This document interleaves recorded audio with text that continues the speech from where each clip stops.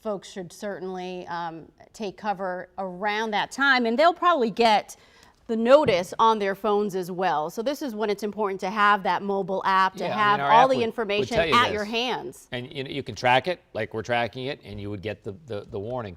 So here's some more towns. It's the latest track for you. So Bridgeport at 5:58, and then Kingsdale at 6:05. Now, notice Kingsdale is out of the warning, so the box stops right here. It's a pretty small area of Frederick County, northern Frederick County, and it does not extend into Pennsylvania. So if we don't see it, boom, it's gone. Okay. What does that mean? They canceled it. It's gone. Okay. It's gone. That's excellent. So here's the deal. It's still a severe storm, but it's just a severe storm with winds, up to 60 miles an hour, but there's no longer any rotation with the storm. So that is good news. But also, just look in the last little bit. You see all this activity here down to the southwest of it? Yeah. And that could be the second line that some of the models are predicting. And certainly it's unstable enough to do that. So we're not done yet. The watch continues until 8 o'clock. It has been trimmed back to the west, yes. So you folks, in the panhandle of West Virginia, along I-81 and west are no longer in it, but the immediate metro area is still in the watch, and that goes until 8 o'clock. So, hey, some good news. No tornado warnings yet for anyone else. That one's been canceled now for Frederick County. If you're up in that area and you're up in Emmitsburg, well, please be advised, it's still a severe storm. So you have to sort of take that seriously as well. And they can be life-threatening too. They can knock out power. I mean, still stay away from windows.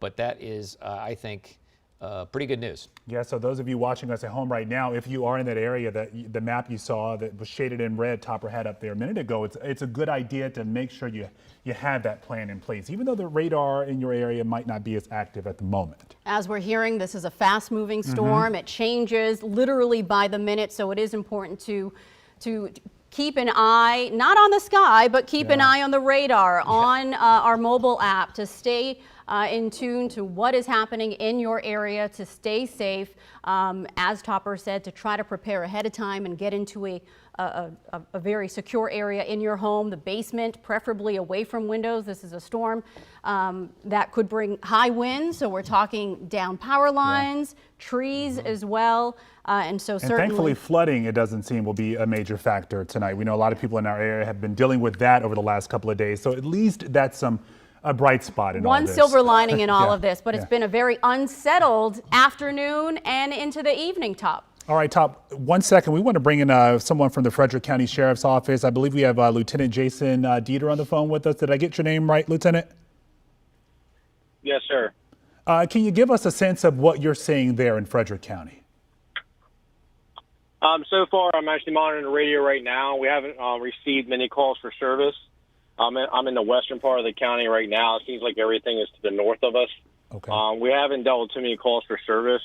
During wind events or any kind of severe storms, a common problem we normally deal with is like down trees, down lines, power lines, and roadways being blocked.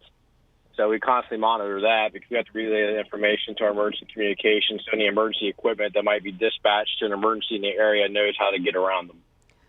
Lieutenant, do you have any trouble spots that you typically pay closer attention to during these events? And do you have any advice for motorists or homeowners who find themselves in those trouble spots? Normally when we get these tornado warnings, they're part of a severe storm warning. So with any severe storm, we worry about flooding. We have had numerous water rescues in the county in the past due to flooding. So any low-lying area or any area that where there's streams or rivers passing through, again, usually if there's water across the roadway, it's always safe to back up and go a different way.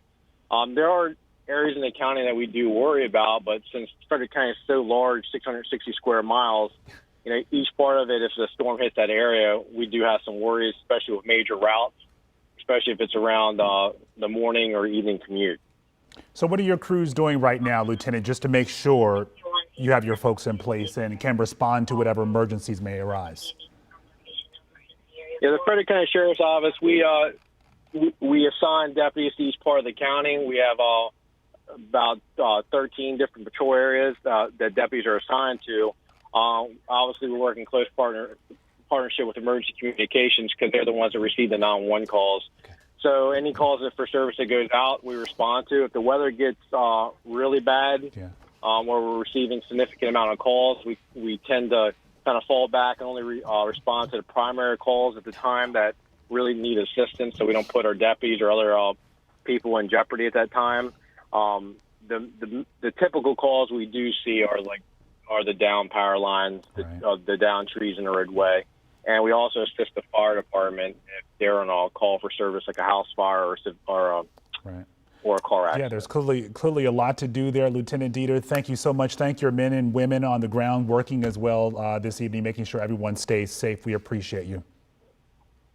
Thank you for your support.